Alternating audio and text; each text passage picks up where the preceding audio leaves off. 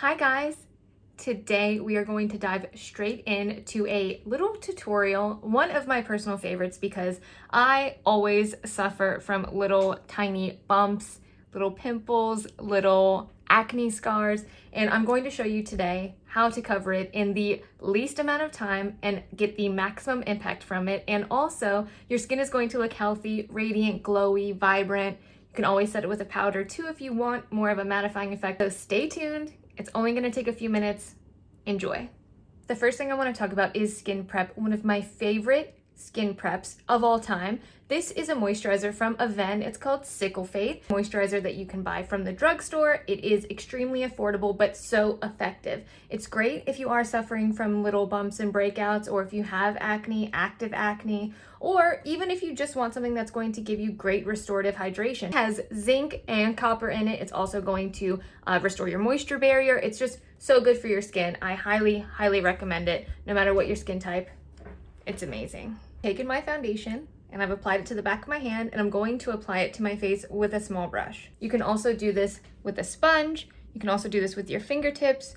Totally fine. The exact foundation that I'm using is the Shiseido Synchro Skin Self-Refreshing Foundation. About this foundation is that it is going to be medium to full buildable coverage.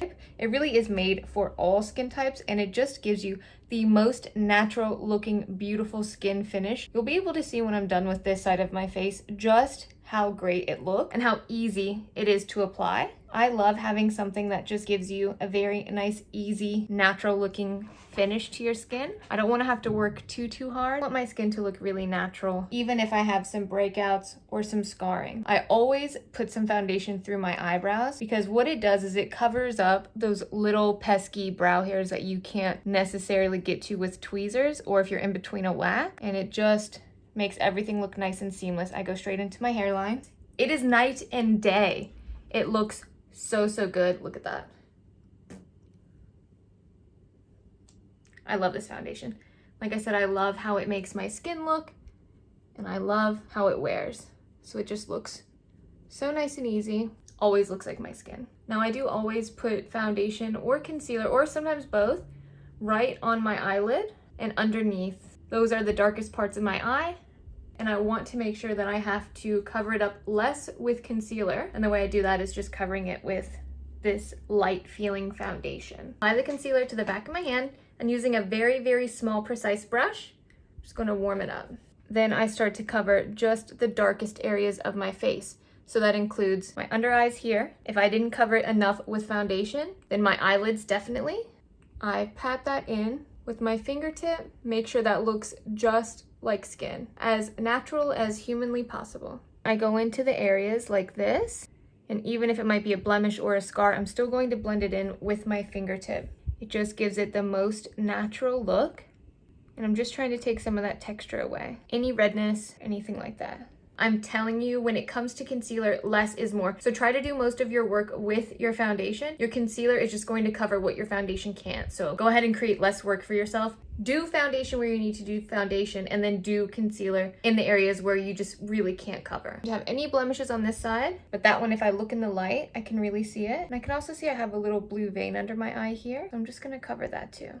I covered this scar pretty well with my foundation. Still gonna go ahead and just cover that up. A lot of times when I'm looking at myself, I want to create the most symmetry. So if I've done something on one side, I want to go ahead and do it on the other side. Cover up that blue vein, doesn't exist on this side, maybe even a little bit down here. Do a little cover just so each side has the same amount of coverage, and that way I know that my face is the most symmetrical that I could make it. Taking a look at this, I'm very happy with the coverage. So I'm going to go in with my cream blush and bronzer, and then if I need to, I will set with a little bit of powder. Okay, we're back.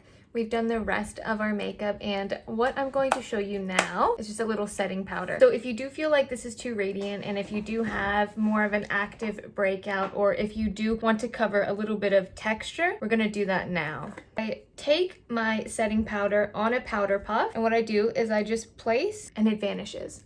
So just press, and what I like to say is press and roll. So take your powder, put it on the area that you want to mattify, press, and roll the powder. It gives you a really flawless finish. It makes your skin look like velvet. And you don't have to do this everywhere. If you still want some shiny cheeks, you can leave your cheeks nice and radiant while still covering up those little problem areas. So I love doing that. I think it always gives me just the best looking makeup, the most natural looking makeup. And that way you don't feel uncomfortable being too shiny everywhere. And there you have it.